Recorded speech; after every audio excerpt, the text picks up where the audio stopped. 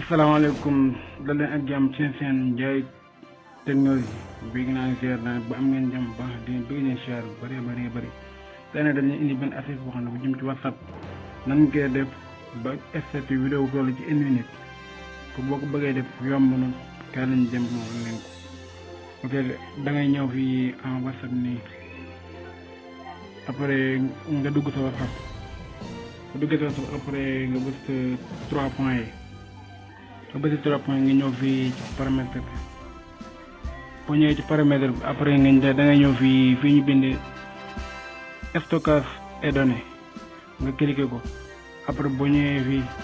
ngay wàcc fii ba fi ñu bind la qualité de chargement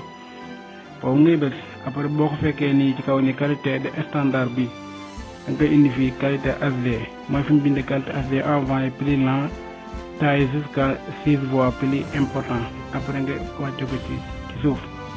après nga daal di bës enregistré boo ko defee boo ñëwee incha allah boo ñëwee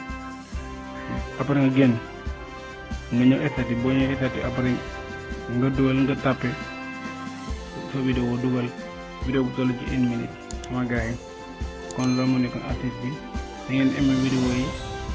abonné partagé ngir mën ñoo dooleel merci beaucoup à vous.